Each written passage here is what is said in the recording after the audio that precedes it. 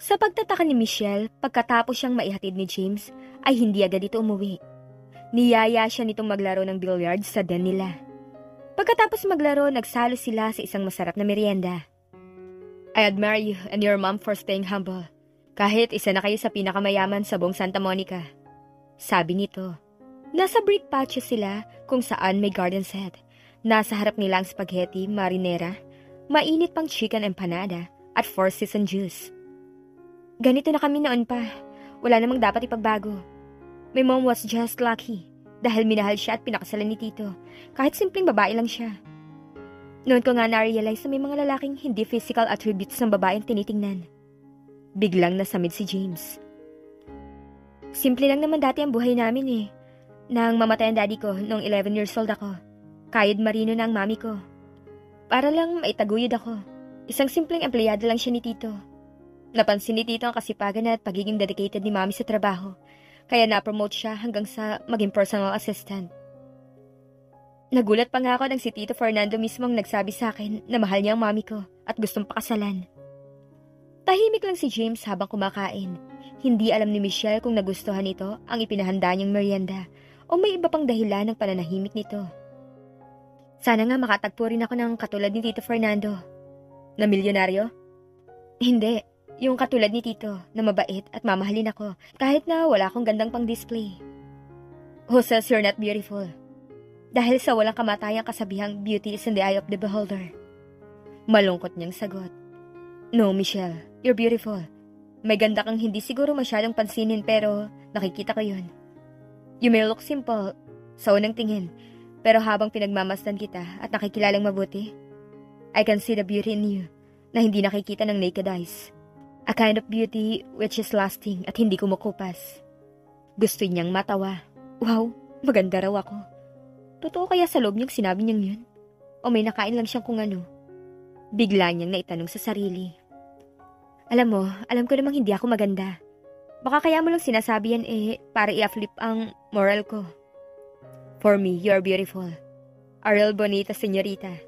Pero hindi kita masisisi kung pagdudahan mo man ang sincerity ko dahil sa mga sinabi ko sa'yo noon. Sinalubong ni Michelle ang tingin ni James. Kung sa bagay, ito ang klase ng lalaking hindi na kailangan magsalita para makapagpasagot ng babae. Alam mo ba kung bakit hindi nakikita ng ibang kagandahan mo, Michelle? May kulang lang sa'yo. Masyado kang simple. Sa pananamit mo and the way you carry yourself. Parang mas gusto mong palaging itago ang sarili mo sa iba. 18 ka lang, pero kung manamit ka, para ka ng kaedad ng mami mo. You have beautiful skin. Maganda rin ang katawan mo, pero kokonti lang nakakapansin nun. Dahil most of the time, long sleeve shirts, long skirts, and jeans ang palagi mo sinusuot. Hindi rin naman ito ang choice ko sa pananamit eh. Kaya lang baka sabihin ng iba, pinipilit kong takpan ang mga kakulangan ko sa ibang bagay. Baka lalo lang ako magmukhang kaawa-awa at katawa-tawa. Kapag naglitaw ako ng, alam mo na, ng skin, nag-display ng legs or nag-bare ng shoulders. Baka asarin lang ako ng mga guys at isipin nagpapapansin na lang ako sa ibang paraan. Self-confidence lang ang kulang sa'yo, Michelle. You're a wonderful and beautiful person. Kaya hindi mo dapat itago ang sarili mo. You may not be tall but you're petite and cute. Napamulagat siya. Si James bang naririnig niya nagsasalita? Binawi ni Michelle ang tingin at itinuon ng pansin sa kinakain. You know what? You will look beautiful if you will feel beautiful at magkakaroon ka ng tiwala sa sarili mo. Be proud of who you are. Try to overcome your inferiority complex. Ipakita mo sa iba that you are a special person. Lalo na at meron kang wala sa iba. Anak ka ni Vina Escobin. Para siyang hinaharana ni James sa ganda ng mga sinasabi nito. Susundin niya ang payo ni James. Pagkatapos magmerienda ay nagyaya pa si James manood ng pelikula. Kasama nila si Pipoy na nanood ng A Walk to Remember. Pero nabore at inantok na ang bata kaya iniwan din sila. Nakaalis na si James pero hindi pa rin makapaniwala si Michelle na nakasama niya ito sa halos buong maghapon. Dati umaamot lang ako ng pansin niya. Na hindi siya nagpakita ng kahit anong katiting na interes sa akin nun. Pero ngayon feeling ko importante ako sa kanya. Ay, thank God. Thank you, Lord. I'm happy and very much in love. Napakasaya ni Michelle. Parang paulit-ulit na nag-e-echo sa kanyang pandinig ang mga sinabi ni James kanina. Maganda rin pala siya para dito. At posible ring mahalin siya nito. Niligawan mo na ba, James? Tanong ng daddy ni James. Nasa gym sila ng umagang yun. Ano ba naman kayo, Dad? Nakakunot ang noong sabi niya, habang itinatali ang sintas ng sapatos. 2 days ko palang kinakaibigan si Michelle. Aim for the target as soon as possible, son. Huwag mo nang patagalin. Kailangan mahulog na ang loob ni Michelle sa'yo habang buhay pa si Vena. Para hindi niya pagdudahan at maging ng ibang tao ang motibo mo. Kailangan mag-boyfriend na kayo bago pa mawala si Vena. Napailing na lang siya sa sinabi nito. Kapag naulila siya, ikaw ang unang taong tatakbuhan niya. Michelle is in love with you, James. Sunggaban mo ng opportunity na to. Kapag girlfriend mo na siya, makukuha natin ang buong tiwala niya. At may lalambing mo sa kanya kahit ano. Ang full control ng AFC. Lalo na't nag-iisa na siya. Alam mo bang nakakalula pala ang halaga ng trust fund na inilaan ni Vena para kay Michelle? Huwag niyo nang ulit-ulitin sa akin, Dad. Naasiwa lang ako marinig yan. Ngayon ko na-realize na hindi pala ganun kadali ang pinapagawa niyo sa akin. Pero kailangan mo pa rin gawin. Hindi ka naman mabibitay sa ginagawa mo. Tayo lang ang nakakaalam ng tungkol sa mga plano natin. Plano niyo lang, Dad. Sumusunod lang ako sa gusto niyo. Anong sasabihin ng mga kaibigan ko kapag nalaman nilang nililigawan ko si Michelle? Lalo na si Aika. Lalo kami magkakalabuan nun.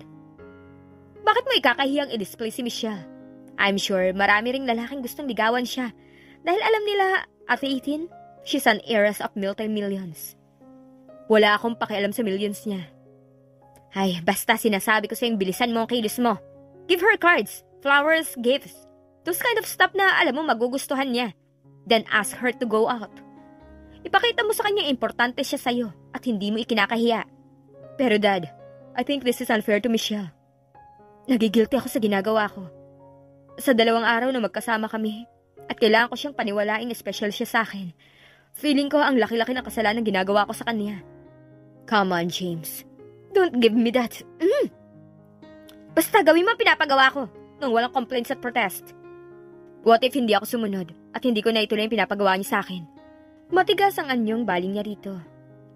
Hindi kaagad sumagot ang daddy niya. Sa halip, tinungga nito ang plastic bottle ng mineral water at dire-diretsyong inubos yan bago siya tiningnan. Kung hindi mo susundin ang inuutos ko, madilim ang anyong baling nito sa kanya. Para mo na rin sinabi sa akin na nagkamali ako nang piliin kita over my own happiness. At bibiguin mo ako, James. Ikaw pa naman ang inaakala ko magbibigay ng katuparan sa pangarap ko maging akin ng EFC. Pero nag-iwan ang daddy niya ng mabigat na hamon. Naniningil na ba ito ng utang na loob sa kanya? Kahit labag sa loob na paibigan si Michelle para sa interes ng daddy niya, hindi naman kaya ni James na biguin ang taong pinagkakautangan niya ng loob. Kaibigan nito ang tunay niya mga magulang na sabay na aksidente noong 2 years old pa lang siya. Kinupkup siya ng daddy niya, binigyan ng komportableng buhay at itinuturing na tunay na anak. Nakalimutan na nito ang pag-aasawa dahil sa pag-aalaga at pagpapalaki sa kanya. Ang babaeng dapat pakakasalan nito umatras dahil ayaw na makahati siya sa atensyon nito. Pinili siya ng daddy niya. Nakontento na ito sa ilang relasyong walang commitment at pinakamatagal na ang 1 taon. Malaki ang utang na loob mo kay Leandro James. Yun ang madalas sabihin ng nakakatanda nitong kapatid. Kaya sana hindi mo nakalimutan yun. Sundin mo ang bawat kagustuhan niya. At ngayon na nga ang pagkakataon ng pagbabayad ng utang na loob. Alam ni James kung gaano kahalaga sa ama ang makuha ang control sa EFC. Kaya wala siyang pagpipilian, kundi ang ituloy ang pagpapaibig kay Michelle. Pero pagkatapos ng kalokohan to, at makabayad ako ng utang na loob sa'yo, magsasarili na ako sa loob-loob niya. Pwede mo ba akong samahan mamayang uwian sa Madrigal Mall? Paglalambing ni Michelle kay James. Bibilingin lang ako ng gift sana para kay Chrisma. Debut niya kasi sa Saturday eh. Sure, yun lang pala. Gaya ng pangako ni James, sinundo siya nito sa Santa Monica University. Halos 1 oras din silang naglibot sa mall. Kahit pakiramdam niya alangan sila nito dahil para silang hinlalaki at hinliliit. 1 6-footer at 1 5-footer. Lahat ng madaanan nito ay napapalingon. Samantalang sa kanya, walang lalaking tumitingin. Pero lihim pa rin siyang natutuwa dahil hindi siya kinakahiya ni James. Bukod sa pagbili ng regalo para kay Chrisma, mamimili rin si Michelle ng mga bagong damit. sleeveless, top tanks, off-shoulder blouses, at medyo magandang damit na pinili niya. Pagkatapos, niyaya niyang mag-snack si James. Pakiramdam niya nangangarap lang siya dahil para siyang prinsesa sa pag-asikaso ng binata. Palagi itong nakaalalay sa kanya, sa paglalakad nila, sa pagsakay sa escalator hanggang sa pag-upo sa harap ng mesa sa loob ng restaurant sa basement ng mall. Si James pa ang nagpumilit na magbayad ng in-order nila kahit na ipinipilit niyang siya ang magbayad dahil siyang nagyaya. Nagulat pa si Michelle at saglit na na-freeze nang umangat ang kamay nito at marahang pahirin ang gilid ng kanyang bibig. May naiwang mayonnaise, nakangiting sabi ni James. Ilang segundang lumipas bago siya nakabawi. Dahil lang sa simpleng pagdikit ng kamay ng binata sa kanyang balat, pakiramdam niya ay hinalikan na siya nito. She was 18, but never been kissed, never been touched. Kinakantsawan na nga siya ng mga kaibigan. Halos hindi na malasahan ni Michelle ang kinakain na baked macaroni. Kay James na lang nakatuon ang pansin niya. Nahiling niyang sana may maiwan uling mayonnaise sa gilid ng kanyang bibig para ulitin ito ang ginawa. Hindi pa sila tapos kumain nang magpaalam si James na pupunta sa men's room. At nagtaka siya nang magtagal ito roon. Pagbalik, nagyaya na itong umuwi. May problema ba, James? Bigla lang sumama ang tiyan ko. May pakiramdam siyang hindi yun ang totoong dahilan, pero ayaw niyang paglikutin ang kanyang imahinasyon. Ayaw niyang masira ang kaligayahan na nararamdaman. That's true. Nakita ko si Rochelle kanina sa Madrigal Mall. Pagkakwento ni James sa best friend na si Anton, nakausap niya sa cellphone. Ang tinutukoy niyang Rochelle ay ang best friend ni Aika. Anong ginagawa niya dyan sa Santa Monica?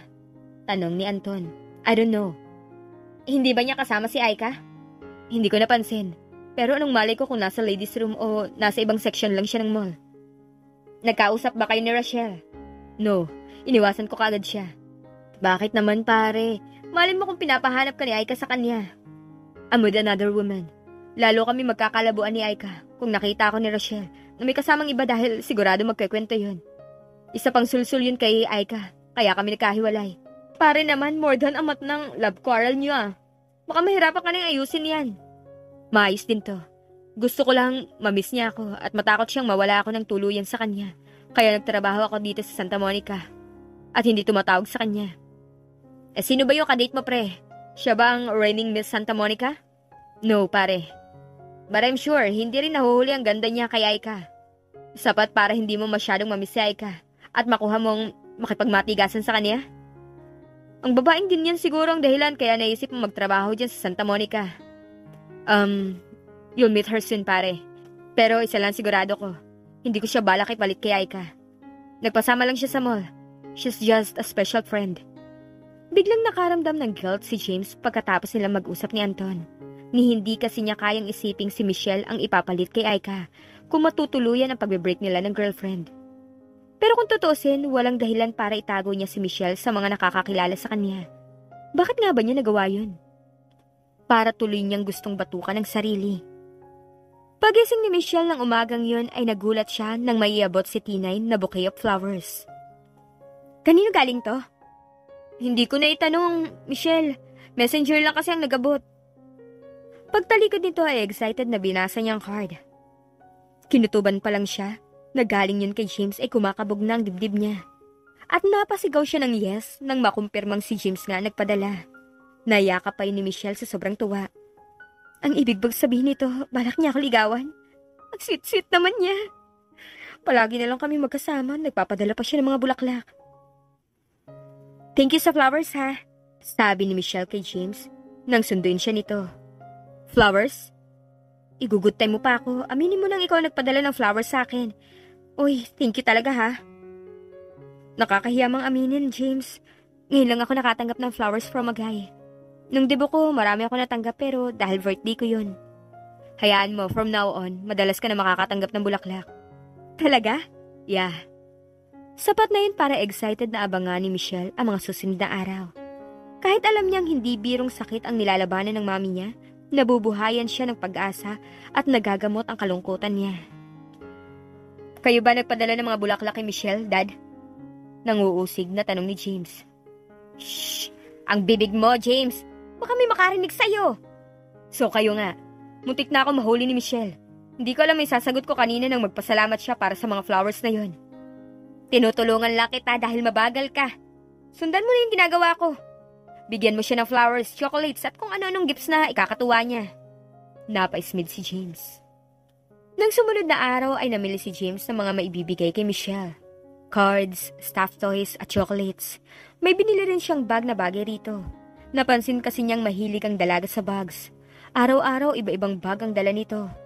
Nang mag-shopping ito sa Madrigal Mall, nagtagal ito sa bag section. Good for 1 month na gift items na ang binili niya. Isa-isa na lang niyang ibibigay ang mga yon. Maghahanap na lang siya ng tamang pagkakataon para maibigay ang mga yon para hindi naman obvious. Nakakita si James ng pagkakataon ng araw na yon ng linggo. Ipinadala niya ang card kasama ang chocolates. Eating chocolates can cheer you up. Smile, lady. Your mom will be fine soon. Ang isinulat niya sa card. Kinabukasan, dumaan si Michelle sa opisina ng AFC pagkagaling niya sa SMU. Hi. Sina-check mo ba ang opisina? Hindi naman, dumaan lang ako kasi gusto ko magpasalamat ng personal sa pinadala mong card at chocolates. Parang yun lang.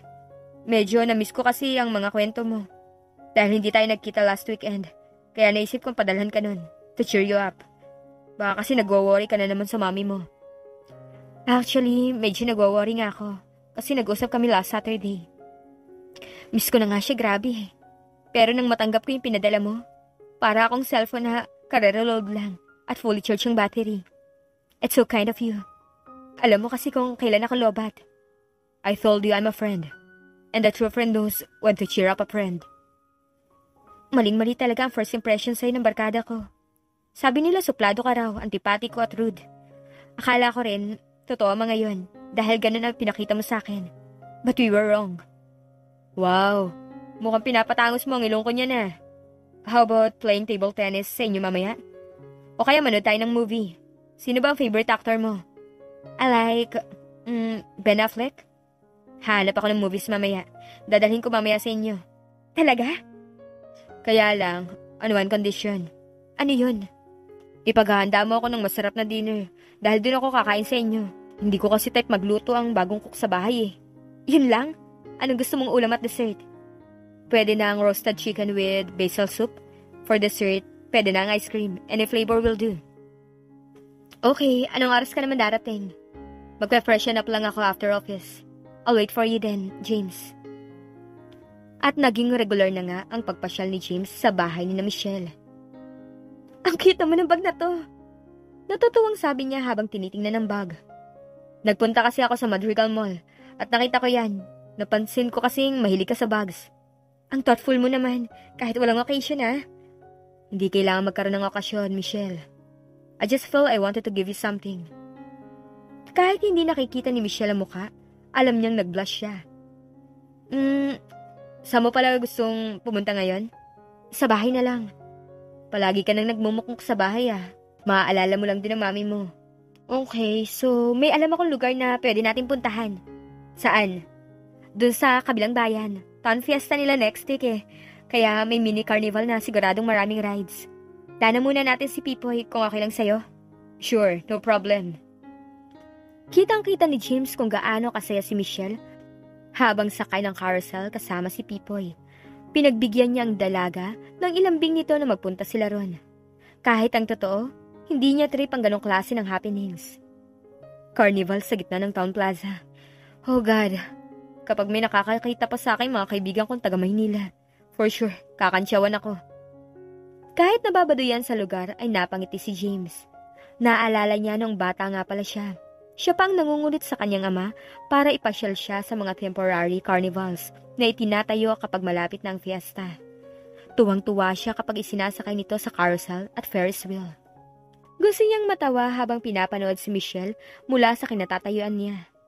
Kumakaway pa ito kapag dumaraan sa tapat niya ang peking kabayo sa carousel na sinasakyan nito. Mas masarap palang kasama ang mga katulad ni Michelle. Mas madaling i-please at pasayahin. Hindi katulad ni Aika. Kaninang katabi niya si Michelle sa Ferris wheel, halos yumakap na ito sa kanya, na ginantahan naman niya. May pakiramdam siyang hindi naman talaga ito nalulula. Gusto lang nitong yakapin niya. At nararamdaman niya kapag sinimulang ligawan ng dalaga, Hindi na ito magdadalawang salita na sagutin siya. Pero parang nakakaramdam si James ng awa kay Michelle. Paano niya gagawing pasakayin ang isang naive at inosenteng dalaga na walang kahinahinala sa iniluluto nila ng daddy niya? Habang hinihintay na bumaba si na Michelle, mula sa carousel ay tumunog ang cellphone niya na nasa bulsa. Napangiti siya nang makitang si Aika ang caller. Hinayaan lang ni James na mag-ring yun ng ilang ulit bago niya sinagot. Kailangan medyo magpakipot siya para iparamdam sa babae na hindi siya ang naghahabol. Sabi na nga ba't hindi rin ako matitiis ng babaeng to? Hello? Sabi niya nang sagutin ang tawag. Pero hindi kaagad nagsalita si Aika sa kabilang linya. Saka naputol na ang linya. Alam niyang pinindot na nito ang end button ng cellphone. Ma-pride ka pa rin, Aika.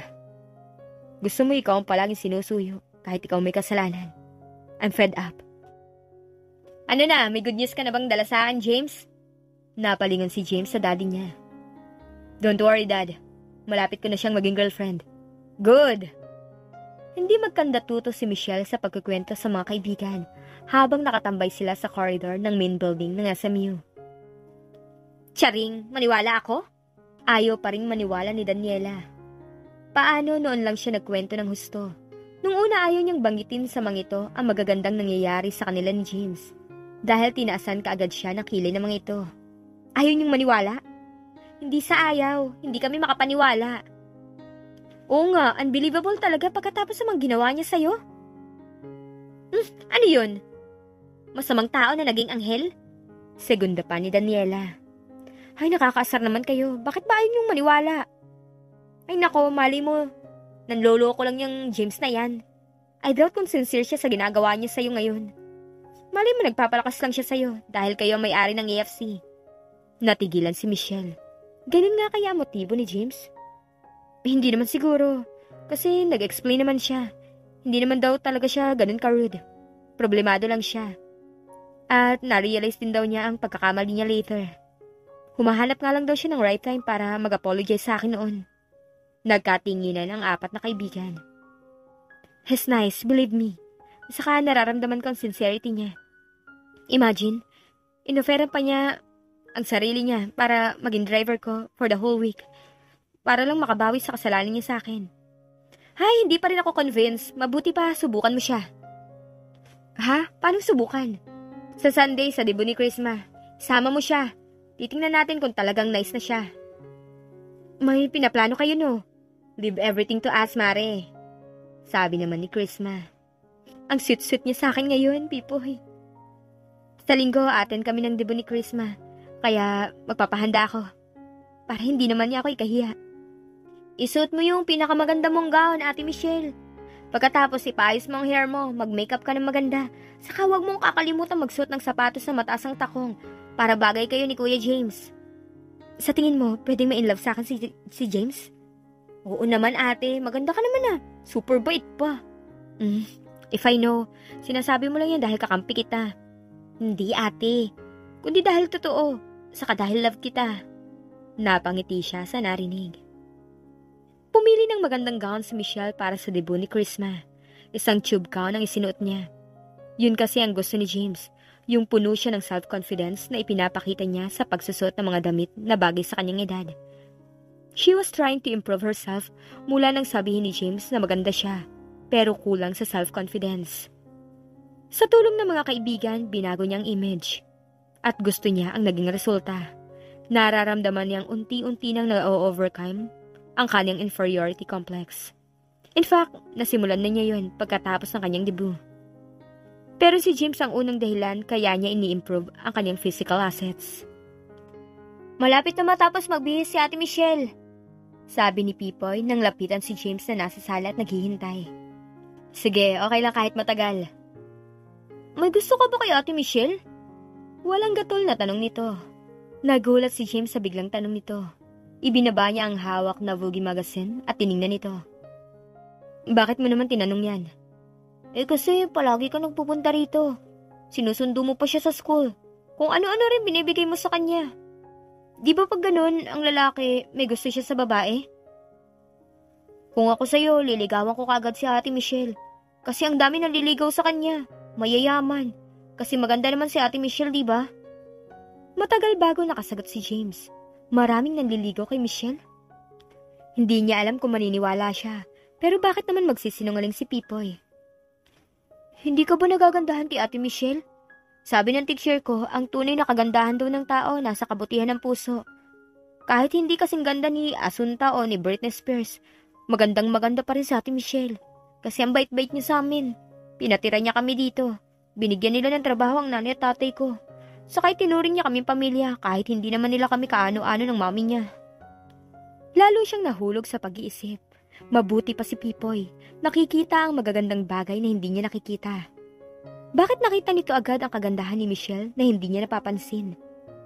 Pero mas ikinabahala niya ang sinabi nitong maraming nanliligaw kay Michelle. Hindi niya maintindihan kung bakit bigla siyang naapektuhan sa nalaman. Paano kung isa sa mga yun na magustuhan at sagutin ni Michelle? Hindi yata ako papayag na maunahan pa. Ayun na si Ate Michelle! Pukaw ni Pipoy sa pag-iisip niya. Nang tumingala si James sa staircase kung saan manggagaling ang dalaga ay nagulat siya sa nakita. Hindi niya alam kung maganda lang talaga ang gown nito o ang make-up. Kaya bigla ay parang naging maganda si Michelle sa paningin niya. O may angkin talaga itong ganda na hindi lang niya napapansin noon. Pero aminado siya, malaki ang naging improvement ni Michelle. Wala na ang manang image nito. Lumutang ang simple pero natural na ganda nito na nakatago lang pala. May confidence na ito kung kumilos. O di ba maganda si Ate Michelle? Sabi ni Pipoy. Lumapit si James sa punong hagdanan para alalayan ito. Iniabot niya ang kamay. May bonita, senyorita. You look stunning tonight, Michelle. Bagay na bagay sa'yo ang suot mo. Totoo? Believe me. Pagdating sa venue ng debut party ni Chrisma, ay naging center of attraction sila. Alam yun ni Michelle dahil yun sa isa si James sa pinaka-gorgeous sa mga male guests ni Chrisma. Nang ipakilala niya si James sa mga kaibigan, ay sinamantala ng binata ang pagkakataon para mag-apologize. Alam kasi nitong galit din ang mga kaibigan niya dahil sa ginawa nito sa kanya. Sa kalagitnaan ng party ay nagsalita si Chrisma sa microphone.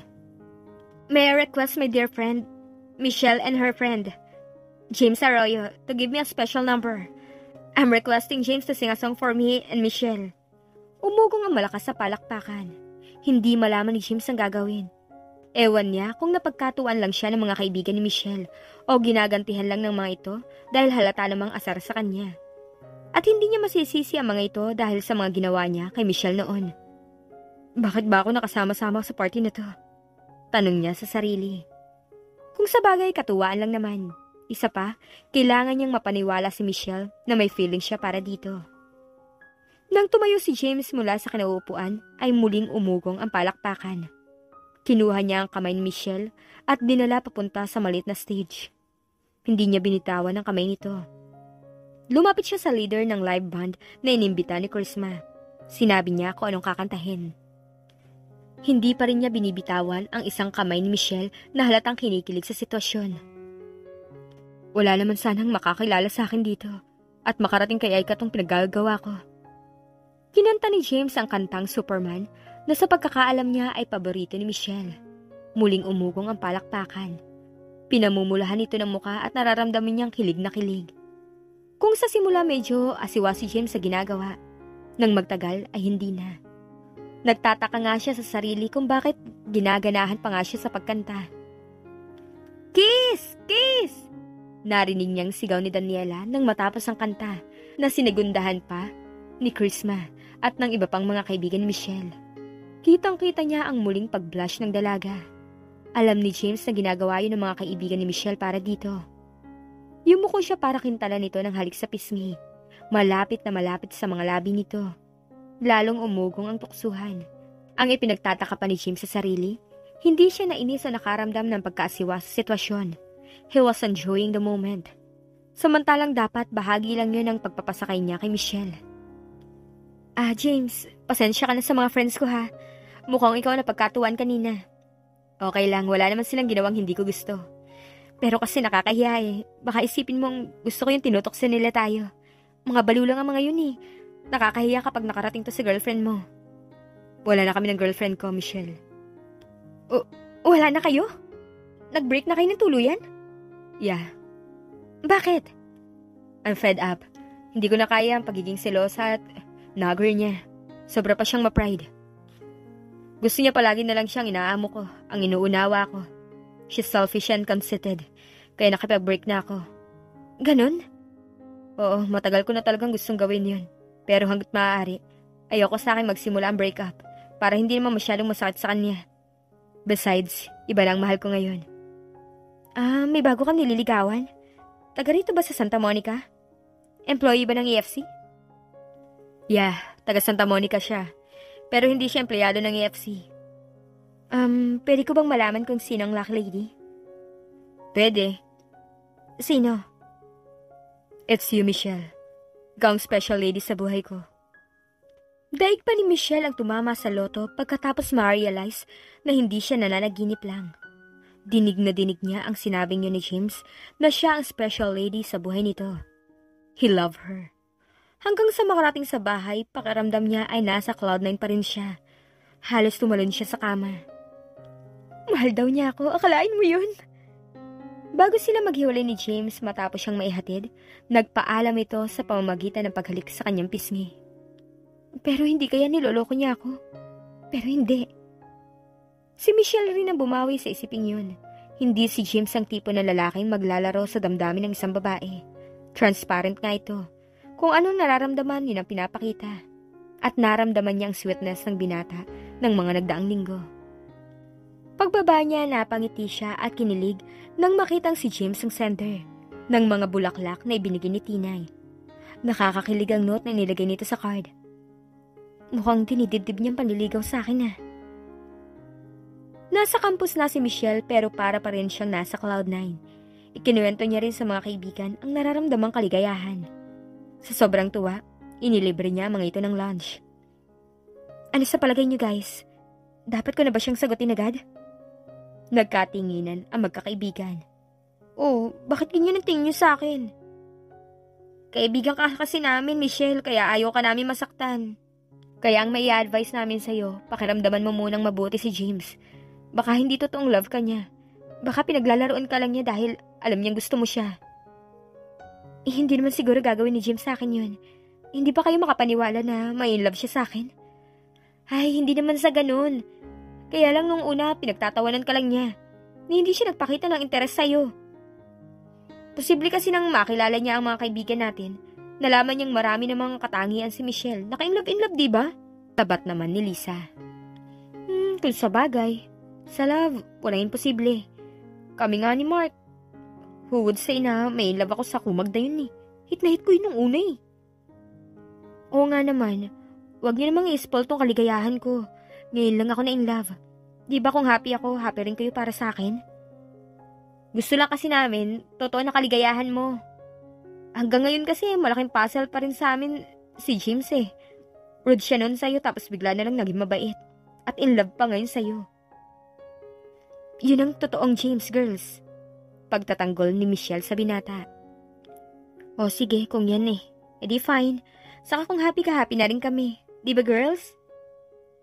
Cheers para sa happiness ni Michelle. Masayang sabi ni Chrisma. Nakatanggap muli si Michelle ng tawag sa cellphone mula kay James habang palabas siya ng school.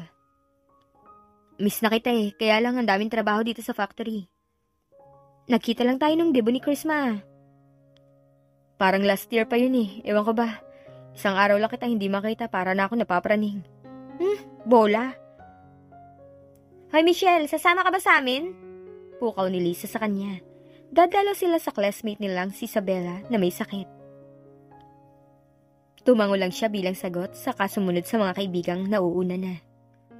Hindi bola to, Michelle. Hindi ka ba naniniwala sa akin? I meant it when I said I love you. Pati yung sinabi ko sa card, totoo yun. Now, gusto ko malaman kung ano ang feelings mo para sa akin. Itinatanong pa ba yun? You mean, manhid ka naman kung hindi mo pa alam noon pa na crush kita. It's not enough. Gusto ko pa rin manggaling sa bibig mo, Michelle. Ang corny mo Naturingang Manila boy ka. Hindi ka ba nahihiyang makansyawan ng iba na hindi pang beauty queen ang girlfriend mo ngayon? I don't want to hear you saying that, Michelle. Baka kasi ikahiya mo ako Ikaw pala tong corny Biglang natigilan si Michelle sa paghakbang dahil habang kausap si James, natanaw niya itong nakatayo sa tapat ng nakaparada nitong kotse sa tapat ng main gate ng campus. Malayo pa, nakatingin na ang binata sa kanya. Naku girls, pasensya na kayo ha. Hindi ako makakasama kina Isabel. Hingin pa umanhin niya pagkatapos tumakbo na palapit kay James. Michelle was the happiest woman on earth because of James. Kahit hindi pa rin siya makapaniwala na sila na ni James, ayaw rin naman niyang matapos ang kaligayahang nararamdaman. Maya't maya na ang tawagan nila sa cellphone o kaya ay sa opisina ng binata. Nag-abala ka na naman. Sabi ni James nang dalhan niya ito ng pananghalian isang araw ng Sabado. Siyempre, sabi kasi ng daddy mo minsan sobrang busy mo raw sa trabaho, nag-i-skip ka na ng lunch. Ang dami naman yan. Gusto ko kasing kumakain ka na maayos. Masama sa tao yung puro trabaho. Oh, kain na. Come on, join me. Kumain na ako, ikaw na lang. Panonoorin na lang kita. No, hindi pwede. Kailangan saluhan mo ako. Masaya silang nagsalo sa pagkain. Pero mas inabala ni Michelle ang sarili sa pag-asikaso kay James. Pinahid niya ng tissue paper ang gilid ng mga labi nitong may sauce ng barbecue. Siya naman ang sinubuan ni James. Tama na, busog na ako eh. Basta, kailangan kainin mo ang dessert na to. Masarap to. Oh, open your mouth. Sige na nga. Ikaw naman ang susubuan ko. Sabi nito habang inunguya ang sinubo niya. Sa ganong ayos sila inabutan ni Mr. Arroyo. Mukhang nagkakatuwaan kayo ah. Nakangiting bati nito. Tito Leandro, saluhan niyo po kami. Marami tong pagkaing dala ko. Yaya ni Michelle. Thanks, Iha. I've just finished my lunch. Yan ang sarap ng may nagmamahal, nag-aasikaso. Nainggit nga ako sa anak ko. Makakakita rin kayo ng magmamahal sa inyo, Tito. By the way, Iha, I'm inviting you tonight. Sa bahay ka na mag-dinner. Ano hong occasion? Birthday niyo po ba? Yes, Iha. At dahil special ka sa anak ko, hindi ka dapat mawala doon. Sure, Tito. Nang gabing yon ay sinundo si Michelle ni James. Hindi niya inaasahang marami palang bisita si Mr. Arroyo, tulad ng mga kaibigan nitong businessman at ilang prominenteng tao gaya ng mga mayor. Nandun din ang lahat ng mga executives ng EFC. Oh, here they are. Sabi ni Mr. Arroyo habang pababa sila ng kotse ni James. Ang dami niyo palang bisita. Hindi ko rin alam na maraming bisita si Dad. Akala ko private dinner lang to for some close friends. Maghapon ako sa opisina kaya hindi ko alam na ganito ang party ni Dad. This is my son James and her girlfriend, Michelle, the daughter of Vina. Buong pagmamalaki yung pag-announce nito sa mga nandoon. Hiyang-hiya si Michelle dahil alam niyang sa kanila nakatingin ang lahat. Naka-t-shirt at jeans nga lang siya. Bagay na bagay sila, di ba? Huwag kayong mabibigla kung sa susunod na pagtitipon natin para sa kasal naman ng dalawa. Dagdag pa ni Mr. Arroyo. Nagulat siya. Hindi inaasahang sasabihin nito yun. Napakaaga naman yata. Ni hindi pa nga nila napag-uusapan ni James kahit kailan o kahit pabiro ang tungkol sa kasal. Pasensya ka na kay Dad ha. Malamang nakainom na yun kaya ganun. Okay lang. Natutuwa nga ako dahil mukhang botong-boto siya sa akin. Ibig sabihin nun, wala tayong magiging problema sa kanya? Ha? Kaya lang medyo nagulat lang ako nang magbanggit siya ng kasal. Pinag-uusapan niyo na bang mag-amang tungkol doon, this early? Hindi agad ito nakasagot. Ikaw ha, gusto mo palagi ako sino-surprise. Hindi mo sinasabi sa akin ang mga plano mo. Hindi ko pa nga nasasabi kay Mami ang tungkol sa atin eh. Wala pa naman akong binabanggit kay Dad. Nasabi nga lang siguro niya yon dahil boto siya sa'yo. At nakikita siguro niyang seryoso ako sa relasyon natin. Kaya love na love kita eh. Hindi pa rin ako makapaniwalang minahal mo ako. Kahit malayo ako sa klase ng mga naging girlfriend mo. Bakit niyo yung ginawa, Dad? Ang alin? Ang pagpapaparty. Para lang i-announce na mag-boyfriend na kami ni Michelle. Anong masama doon, James?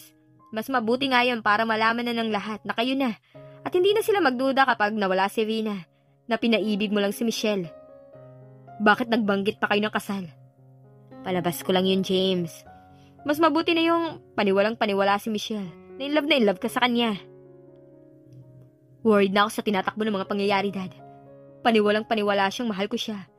Nakakaawa yung tao. Hindi ko alam kung saan matatapos ang kalokohang to.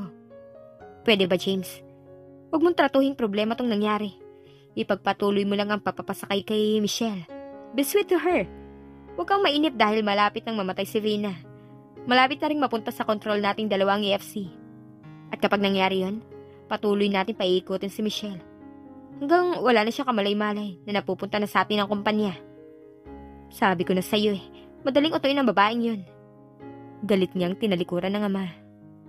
Sa paglipas ng mga araw ay nararamdaman ni James na sa kanya na umiikot ang buhay ni Michelle. Maya't maya ang pagtawag, pagtatext nito ng mga sweet nothings.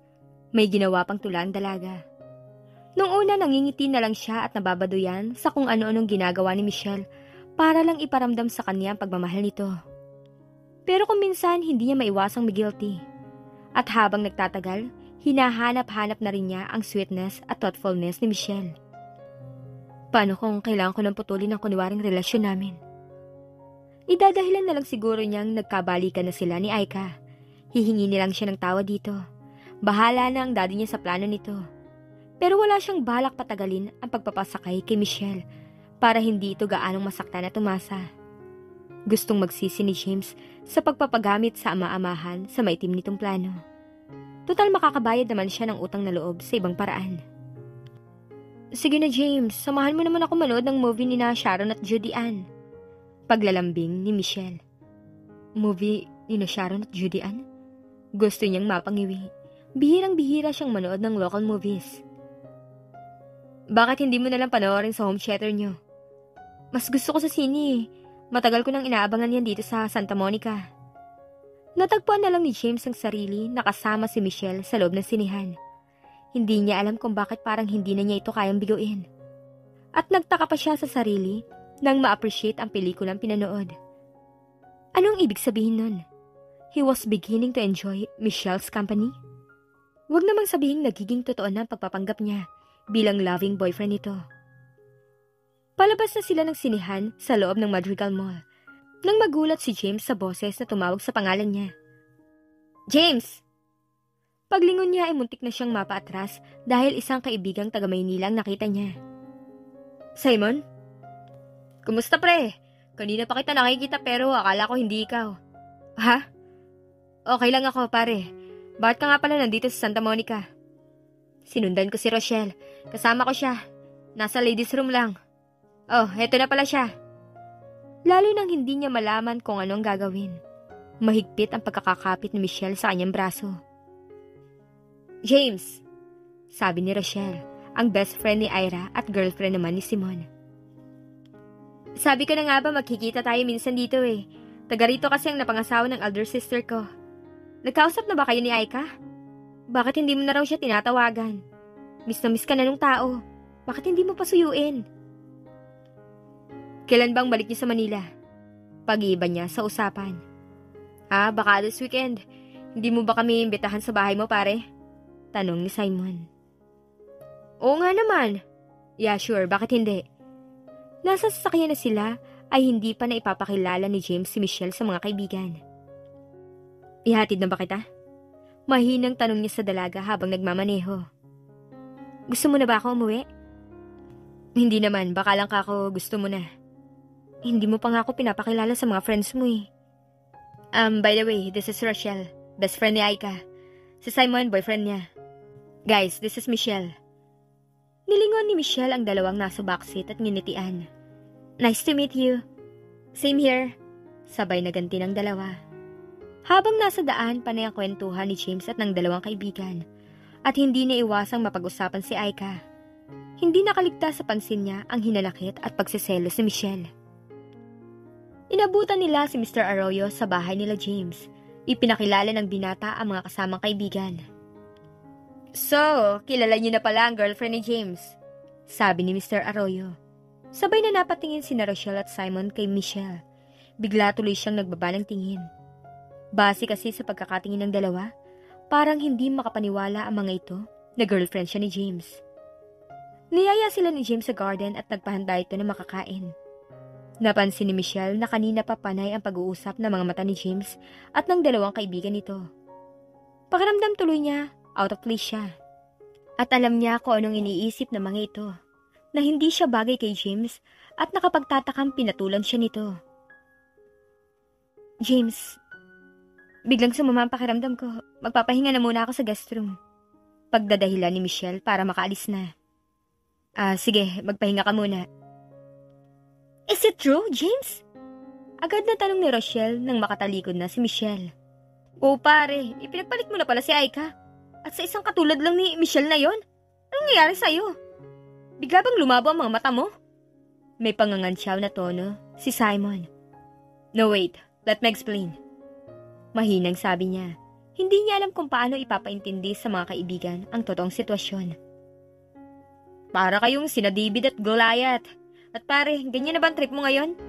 Ikaw na puro beauty queens at fashion models ang mga naging syota? Don't tell me.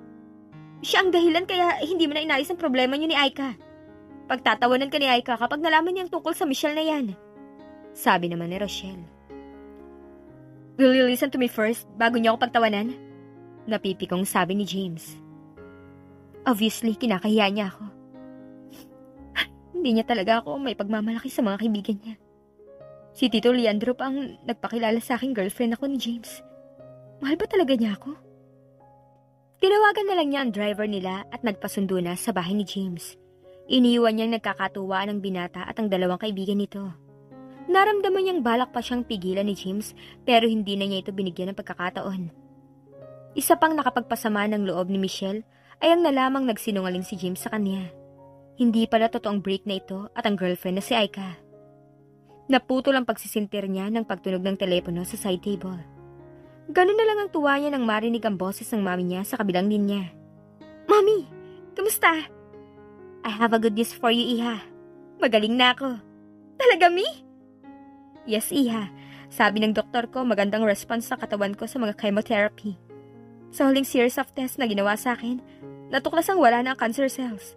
Kailangan ko na lang ituloy ang ilang treatment para ma-monitor kung babalik ito. Mabuti na lang daw at naagapan pa. Naiyak si Michelle sa sobrang tuwa. God answered our prayers, Mami. Mabuti kasi kayong tao eh. At ayoko pang iwan ka, anak. Uwi na ako 2 weeks from now. Miss na kita. Same here, Mami. Marami ako ikikwento sa inyo. Pagbalik nito, ikinuwento niyang boyfriend niya si James.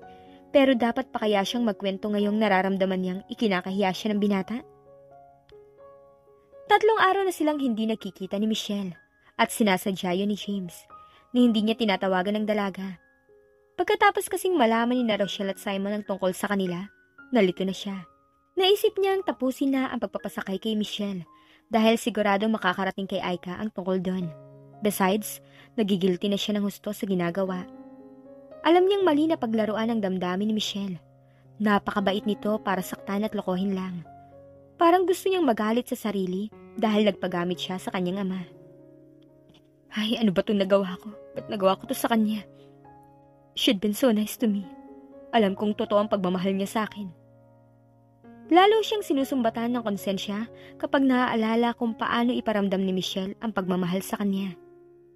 At nagawa ko pa siyang ikahiya. Kina Rochelle at Simon. Hindi na mapakali si James dahil sa ginawang halos itago niya si Michelle sa bulsa. Huwag lang makita ni na Simon at Rochelle sa pangambang makakantsawa ng mga ito. Isa pang pinag-alala niya ay ang nalaman ni Michelle na hindi pa formal ang breakup nila ni Aika. Gusto niyang tawagan si Michelle para mag-apologize. Pero bigla niyang naisip na hindi ba yun ang pagkakataon para tapusin ang pagpapasakay rito? Isang buntong hininga ang pinakawala ni James. Hindi siya mapakali hanggat hindi ito nakakausap. Kinuha niya ang cellphone mula sa bulsa ng suot na slacks at tinawagan si Michelle. Michelle, I'm sorry sa nangyari kahapon na hindi kita agad naipakilala kina Rochelle at Simon at hindi rin kita naihatid. Michelle, talk to me please. Nagtataka si James sa sarili kung bakit naghihirap ang loob niya sa hindi nito pagsasalita. Alam kong galit ka. But I want to make it up to you. Pupunta ako dyan. Wag na. Baka ipahabol pa kita sa aso. Galit ako sa'yo, James. Dahil kinahiya mo ako. Pero understandable naman yun. Kaya lang nagsinungaling ka sa akin. Hindi pa pala kayo break ni Aika. No, hindi kita kinakahiya. Ayoko lang malaman ni Rochelle na may bago na akong girlfriend. May unfinished business pa rin kasi kami ni Aika. Pero ang kailangan na lang namin ay ang formal breakup. Totoo ba yan, James? Yes, Michelle. Okay, bago kita patawarin, tapusin mo muna ang unfinished business mo kay Aika. Yes, I promise. May naramdaman si James na bigat sa dibdib nang putulin na ni Michelle ang tawag. Nagtatampo nga siya and I couldn't blame her. I was a fool para saktan ang feelings niya. Pupunta ako sa kanila. I'll give her flowers para mawala ang tampo niya sa akin. Pero, what? What's happening to me? So what kung magtampo siya? Tanong niya sa sarili. Hindi ba mabuti na ngayon para madali na niyang maputol ang pagpapaniwala sa dalagang mahal niya ito? No, this is ridiculous. Imposibleng unti-unti nang nahuhulog ang loob ko sa kanya. Pero nang maalala ni James ang sinabi ni Pipoy na maraming manliligaw si Michelle, bigla siyang nakaramdam ng damdaming hindi niya mabigyan ng pangalan. No, hindi ako papayag na ma-inlove siya sa iba. Paano kung lokohin lang siya ng mga yun? Baka kaya lang siya nililigawan dahil alam kung gaano kalaki ang mamanahin niya kapag nawala si Tita Vina. Yun nga kaya ang pinag-aalala niya? Buo ng desisyon ni James. Susuyuin niya ang dalaga. Pero bago pa siya makasakay sa kotse niya, napansin niya ang Nissan Patrol na huminto sa tapat ng gate nila. 2 babae ang bumaba mula roon. At ganun na lang ang gulat niya nang makilala kung sino ang mga yun. Si Rochelle. At kasama si Aika. Agad na yumakap sa kanya ang girlfriend. Hayan, kinulit akong samahan siya dito. Sabi ni Rochelle. Gusto ka raw niya sorpresahin. Biniro ko nga sabi ko pinagpalit mo siya sa mas maganda, mas matangkad at pinakamagandang dalaga dito sa Santa Monica. Ayun, biglang na-insecure at natakot kaya sumugod kami rito. Pinagpalit mo na ba talaga ako, babes? Naglalambing na tanong ni Aika. Bakit hindi muna kayo tumawag bago kayo nagpunta rito? Gusto nga kitang sorpresahin Sino yung maganda, matangkad at yung babaeng ipinakilala mo kina Rochelle? Kaya pala natis mo ko ha? Nagtatampong sabi nito. Gusto ko lang makapag-isip-isip ka at ma-realize mo naman ang pagkakamali mo. But it doesn't mean na hindi mo na ako mahal. Alam mo bang miss na kita? Inalis ni James ang pagkakapulupot ng mga kamay ni Aika sa leg niya na ipinagtaka nito. Hey, galit ka pa ba sa akin, James? Mukhang kailangan niyo magkasarili na. I better go. Ihatid mo na lang yan. Sabi ni Rochelle. Pwera na lang kung ayaw mo siyang ihatid. Si Aika na mismo ang nagyaya na pumasok sila sa loob ng bahay. At dahil parang walang sawa kung makalingkis ang babae sa kanya, niyaya niya to sa taas. Nararamdaman niyang hindi niya gustong nangyayari. Don't you miss me, babes? Paglalambing ni Aika. Hinalikan siya nito sa mga labi. Sa umpisa, tumutugon na rin siya para lang pagbigyan nito. Pero nang maalala si Michelle, bahagyaan niya itong naitulak. Aika, baka makita tayo ng mga maids. Pagdadahilan ni James, hindi niya maintindihan ang sarili kung bakit wala siyang naramdaman nang halikan nito. Samantaling dati naman, gustong-gusto niyang gawin yon, kissing and making love, dahil nga liberated si Aika. Nagtataka na talaga siya sa sarili. Hey, what's happening to you? Ang tagal nating hindi nakita. Pagkatapos ngayon, you seem to be so cold. Baka naman totoo na yung sinabi sa akin ni Rochelle, na ipinagpalit mo na ako sa Michelle na yun. Kung ipagpalit man kita sa ibang babae, kasalanan mo, Aika. Nagsasawa na ako sa immaturity mo, sa pagiging selfish mo, at sa sobrang pagmamahal mo sa sarili mo. You don't know how to love back. Gusto mo ikaw lang minamahal. Mahal naman kita Hinihintay ko lang na suyuin mo ako. Well, nagsawa na ako kakasuyo sa'yo. I've come to realize na ayoko ng babaeng kasing conceited mo. What do you mean, ha? You're dropping me just like that? Nagmamalaki ka na sa akin ngayon? Baka magsisi ka kapag na-realize mo ko ano mawawala sa'yo kapag hiniwalayan mo ako. Hindi ako manghihinayang na mawala ka sa buhay ko, Aika. Pero si Michelle, parang ayoko na mawala siya sa akin. Hindi niya alam kung bakit bigla niya yung naisip. James, I love you. Biglang lumambot ang anyo ni Aika. Don't make it hard for me. Nagpunta na nga ako rito para makipag-reconcile sa'yo. Alam ko namang ako ang mahal mo Pinaglalaroan mo lang si Michelle na yun, di ba? Sinabi sa akin ni Simon. Hindi ako nagpapakipot, Aika. Habang nandito ako, nakapag-isip ako mabuti. This is over. Just try to forget me. Total, madali ka naman makakakita ng kapalit ko. I guess, hindi na tayo magkakasundo. Come on, Ihatid na kita kina Rochelle. May pupuntahan pa kasi ako. Nangako si James na pupunta sa kanila, kaya nagtataka si Michelle kung bakit hindi pa ito dumarating. Baka akala niya galit pa ako. Mabuti pa ako na magpunta sa kanila. Yayain ko siyang magpunta sa Madrigal Mall. Nagpahatid siya kina Mang Jose at Pipoy sa bahay ni na James. Pagdating doon, nagpaiwan na siya. Tuloy-tuloy na si Michelle na pumasok sa loob ng gate. Narinig niya may mga nag-uusap na nagmumula sa garden. Sumilip siya ron. Nakita niyang may bisita si James. Isang magandang babae na naka-midriff. Kinabahan siya. Kung hindi siya nagkakamali, yun si Aika. Michelle? Gulat na reaksyon ni James nang makita siya. Nalipat ang tingin niya sa babaeng hula niya ay si Aika. Pinagmasdan siya nito mula ulo hanggang paa, saka tumawa. So, this is Michelle? Luka-luka talaga si Rochelle. Akala ko totoong super ganda ng babaeng pinalit mo sa akin. Nakumpirma niyang ito nga si Aika at harapan siya nitong ininsulto. Kung nagkataon palang totoong girlfriend mo siya, wala rin akong dapat ika-insecure. Saka mahirap talagang paniwala ang papatulan mo ang ganitong klaseng babae, James. Lumipat ang tingin niya sa binata. Ano ang sinasabi ng babaeng ito na kung nagkataon palang totoong girlfriend siya ni James? Totoo namang girlfriend ako ni James, sabi ni Michelle. That's what you think. Paniwalang paniwala ka namang papatulang ka ni James. Tingnan mo nga ako. Ito ang klaseng babaeng sineseryoso niya. Gusto na niyang mapikon sa katalasan ng dila ni Aika. In the first place, ano ba ang ginagawa nito sa Santa Monica at sa bahay ni James? Aika, please.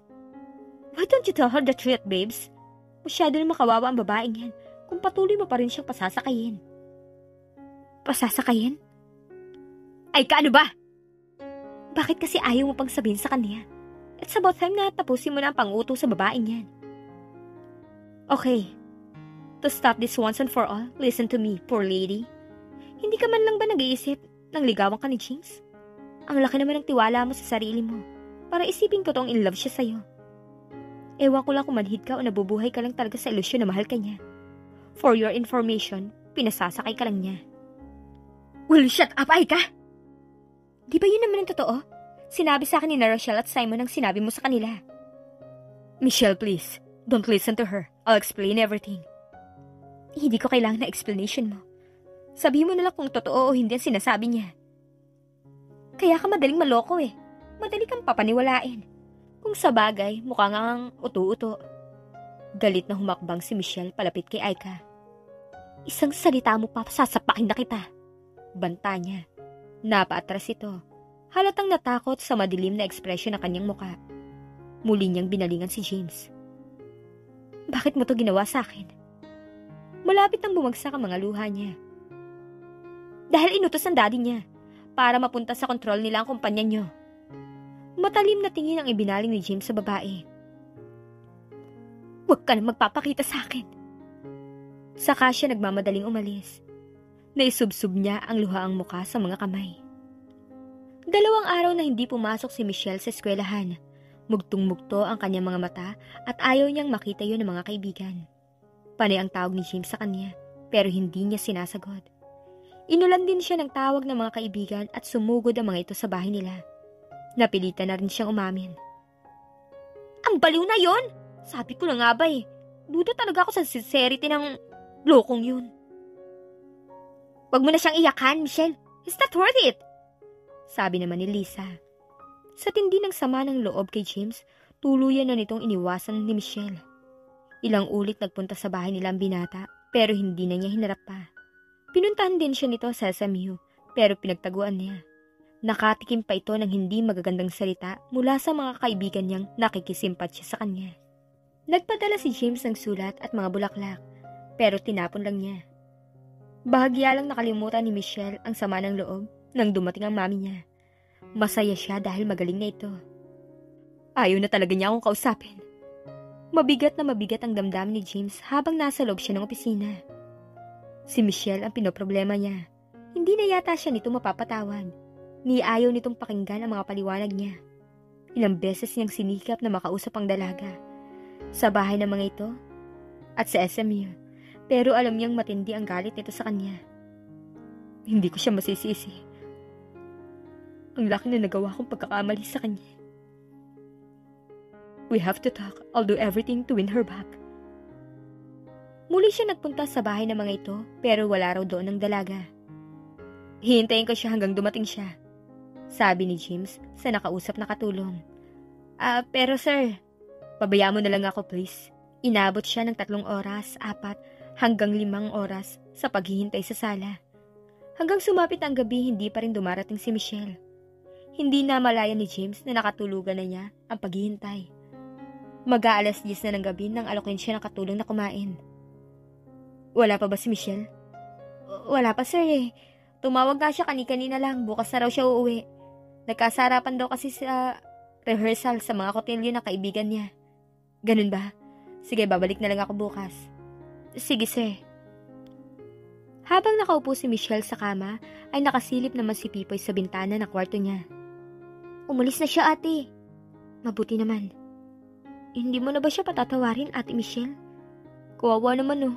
Ang tagal niya naghintay sa babae. Nagtatago ka lang naman dito. Hayaan mo siyang magdusa. Yun ang bagay sa kanya. Saka kunwari lang niyang nahihirapan. Pero alam kong wala lang yun sa kanya. Dahil hindi naman niya ako totoong minahal. Malay mo naman ate. Baka love ka niya talaga. Nakakaawa nga siya bago umalis kasi tumingala pa siya sa bintana nitong kwarto mo. Mabigat ang mga paa ni James nang lumabas ng bahay ni na Michelle. Pagkatapos tingalain ang kwarto nito, saka lang siya sumakay sa kotse. May pakiramdam siyang pinagtataguan lang siya ni Michelle. I love you, Michelle. I just hope you can forgive me. Bulong niya sa isip. Bakit nag-resign si James? Nagkaproblema ba kayo, Michelle? Tanong ng mami niya. Nagulat si Michelle sa nalaman. Nag-resign si James? Hindi ko alam na nag-resign siya, mami. Ano ba naging problema niyo? Ang sabi ni Leandro, ikaw raw ang naging dahilan ng pagre-resign niya. Matagal siyang nawala ng kibo. Ikinuwento niya ang lahat ng hindi ikinuwento noong nagpapagamot pa ito sa Amerika. Niyakap siya ng ina nang umiyak siya pagkatapos ikwento ang lahat. Tahan na, talagang ganun ang pag-ibig. Minsan kailangan mo munang masaktan. Hayaan mo, kakausapin ko si James. Kailangan niya magpaliwanag sa akin. Sila ng loko niyang ama. 3 linggo na ang nakararaan mula nang bumalik si James sa Maynila. Bumalik siya sa apartment. Wala na siyang mukhang ihaharap sa mag-ina, kaya pinili niyang lumayo. Sana man lang, pinakinggan niya ang explanation ko. Naghihinakit na sabi niya sa kaibigan. Naikwento na niya rito ang lahat. Kahit ano ang explanation na gawin mo pare, hindi mo na mababawi yung sakit na ibinigay mo sa kanya eh. Kahit naman kanino mo gawin yun, ganun din ang magiging reaksyon. Pero sabi mo mabait siya, di ba? Darating din yung panahon na mapapatawad ka niya. Pero sa tingin ko hindi pa sa ngayon. Give her time. Yun na nga eh. Ang sama-sama ko dahil napakabait niya para gawin ko yun sa kanya. Hindi ko nga alam kung bakit ko nagawa yun eh. She's a very sincere and genuine person na walang iniisip na masama sa kapwa. Pagkatapos, ikaw naman kasi sunod ka ng sunod sa daddy mo kahit alam mong mali siya. Dahil naniningil nga siya ng utang na loob. To the extent na makasakit ka ng feelings ng isang taong walang ginawa kundi ang mahalin ka. Kaya nga nagigilty talaga ako pare. Gusto kong saktan ng sarili ko. Sising-sisi ako kung bakit ako nagpagamit kay dad. Ay, ang laki kong hangal. Ay siya, kalimutan mo na yon. Kamusta na kayo ni Aika? Wala na kami. Ha? Bakit? I've just realized that she's not worth loving. Maganda lang mukha niya pero bulok ang pagkatao niya. Ngayon ko naisip mas maganda pa si Michelle sa kanya. Dahil si Michelle, never na nanakit ng damdamin ng kapwa niya. Never nang apak ng mababang tao, kahit anak siya ni Vina. Kapag si Michelle ang kasama ko, feeling ko, napaka-importante ko. Baduy siguro siya mababaw at kung minsan may inferiority complex. Pero napakasarap niyang kasama.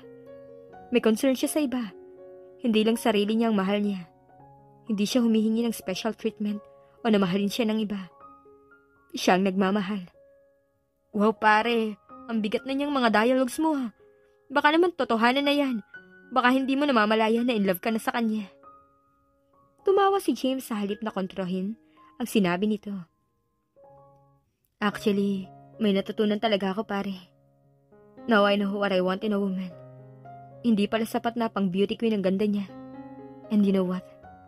This is kind of weird, but namimiss ko si Michelle. Yung mga kababawan niya. Yung kabaduyan niya. Yung pagiging thoughtful niya. Tumungga siya sa bote ng beer. Nakita niyang natatawang nakamasid sa kanyang kaibigan. Kulang siguro siya sa gandang pang-display, sa height, sa poise na mayroon si Aika, at ang iba ko pang mga naging ex. Pero meron siya nang wala si Aika. Ano, millions? No. She has a big heart to love. Mahigit isang buwan nang nasa Maynila si James. Kung gugustuhin niya, madali siyang makahanap ng trabaho. Pero pakiramdam niya na wala na siya ng direksyon. Nagkawatak-watak siya. Isa lang ang gusto niya, ang makita si Michelle at mapatawad siya nito. Kaya nag-decide siyang bumalik sa Santa Monica. Nagtuloy siya sa bahay ng mag-ina, pero wala raon si Michelle. Nasa SMW daw. Si Tita Vina ang nakausap niya. Nagpaliwanag siya nang umpisal, humingi ng tawad. Alam mo bang gusto kitang tapusin dahil sa ginawa mo sa anak ko? I can't blame you, tita. I deserve it. Pero hindi ko gagawin yun, James, dahil mahal ka pa rin ng anak ko. At alam kong ayaw niyang saktan kita. Napakagatlabi siya. Nag-resign na rin ng daddy mo. Umamin na rin siya sa akin. May konsensya rin pala siya. Tinanggap ko ang resignation niya. Sinira niya ang tiwala ko sa kanya. Mabuti pa nga kinausap na lang niya ako kaysa utusan kang paglaruan si Michelle. Mapapatawad ko siguro siya pero kailangan ko pa ng konting panahon. Humingi na rin siya ng tawad sa akin, tita. Balak na lang daw niyang magpatayo ng manggahan sa Zambales. Ngayon, James, isa na lang ay papakiusap ko sa'yo. Umalis ka na dahil ayokong abutan ka ni Michelle. Lalo lang mahihirapan ang anak ko na kalimutan ka kapag nakita ka pa niya. Ayokong patuloy siyang masaktan sa pagmamahal sa isang lalaking hindi naman siya mahal. Paano po kung talaga mahal ko na si Michelle? Pwede ko po ba siyang hintayin? Tinitigan siya ni Tita Vina na parang inaalam kung nagsasabi siya ng totoo. Gusto mo lang bumawi, ayoko maniwala, James. No, tita. Kahit ako, hindi ko na malayang mahal ko na pala si Michelle. Hindi naman imposible, di ba? Dahil habang nagkakalapit kami, nakikilala ko siya. I came to realize na siya ang klase ng babaeng dapat minamahal ng kahit sinong lalaki. Kahit hindi siya kasing ganda ng mga naging girlfriend mo. She's the most beautiful woman I've ever met, tita. Loko ka pala, James. Kapag hindi totoo yung sinasabi mo at niloloko mo lang ang anak ko, hindi ako mangingiming tapusin ka. Ipapautos ko sa iba. Believe me, tita. I'm certain that I love Michelle. Yun ang nasiguro ko nang hindi niya ako kausapin at 3 linggong wala kaming communication. And rest assured, I will love your daughter forever. Ay, kayo talaga mga kabataan, ang gugulo niyo. Sige, puntahan mo na siya sa SMU. Bahala kang ayusin ang ginawa mong gulo. Problema mo na kung ipagtabuyan ka niya o sampalin. Sige na, lakad na. Baka maunahan ka pa ng iba. Balita ko may naliligaw na kaklase niya sa kanya at mas gwapo pa sa'yo. Nang marinig yon ni James, ay sinalakay ng pangamba at selos ang kanyang dibdib. May naliligaw kay Michelle? Hindi siya makakapayag na maagaw ito ng iba. I've gotta go, tita. Sige, good luck. Huwag mo lang itatanan si Michelle kapag nagkabati kayo, ha? Yumakap muna siya sa ginang bago umalis, na sinagot nito ng mahinang tapik sa balikat niya. Huwag ka magmamana sa ama-amahan mong loko, ha? Yes, tita, promise. Kumabog ang dibdib ni Michelle nang matanaw si James. Kausap niya noon si Paul habang palabas sila ng building. Ito ang bagong maliligaw niya. Gwapo rin ito pero walang apil sa kanya. Dahil aaminin niya, si James pa rin ang mahal niya. Walang nagbago sa damdamin niya. Ngayon pa lang ay humuhupa na ang galit niya rito. Excitement ang nararamdaman niya nang makita niya si James. Sinalubong siya nito. Anong ginagawa mo dito? Kunwari ay galit na sita niya. Sinusundo ka. Nagpapasundo ba ako sa'yo? Saka ano ba karapatan mong sunduin ako? Ihatid na ako ni Paul. Ako ang boyfriend mo. Bakit ka magpapahatid sa iba? Ah, talaga? Boyfriend ba kita? Di ba matagal nang hindi? Mataray niyang sikmat. Tahimik na nakamasid lang si Paul. Ito ba ang pinagmamalaki mo? Matalim na tiningnan ni James ang manliligaw niya. Teka pare, hindi ka na pala boyfriend ni Michelle eh. Sabi ni Paul. Bakit? Ikaw na ba ang bagong boyfriend niya? Oo. Kaya pwede ba? Umalis ka na? Ah, talaga ha? Ito na pala ang boyfriend mo. Ganun pala eh. Di alis na ako. Teka, I forgot something. Walang babalang kinabig siya ni James at hinalikan sa mga labi. Hindi lang siya nabigla, na-shock pa. At alam niyang ganun din si Paul. Binitiwan na siya ni James pero parang nakadikit pa rin ang mga labi nito sa mga labi niya. Bakit hindi mo pa ako sampalin? Hamon nito sa kabinalingan si Paul. Bakit di mo ako sapakin? Dahil hinalikan ko ang girlfriend mo? Walang salitang tumalikod si Paul. Hindi malaman ni Michelle ang gagawin at sasabihin. Nakatingin sa kanya ang ilang estudyanteng dumaraan. Bakit hindi ka magsalita ngayon? Kung sa bagay, wala ka nang dapat sabihin dahil sapat na ang naging reaksyon mo sa halik ko. Para makumpirma ko ang dalawang bagay. Pinatawad mo na ako at mahal mo pa rin ako. Sobra talaga tiwala mo sa sarili mo, no? Sabihin mo na ako anong gusto mo sabihin. Now, may bonita senyorita. Sasakay ka ba sa kotse ko o gusto mo buhatin pa kita papunta doon? At bakit ako sasama sa'yo? Saan mo ako dadalhin? Marami tayong dapat pag-usapan at settle. Marami akong gustong sabihin sa'yo. Tulad ng wala na kami ni Aika. Dahil na-realize kong ikaw na mahal ko. At wala palang direksyon ng buhay ko kapag wala ka. It may sound corny but it's true. Ikaw lang naman na nagturo sa akin na maging corny. Napangiti si Michelle. Mahal mo ako. Kahit hindi ako kasing ganda at kasing sophisticated ng mga naging girlfriend mo.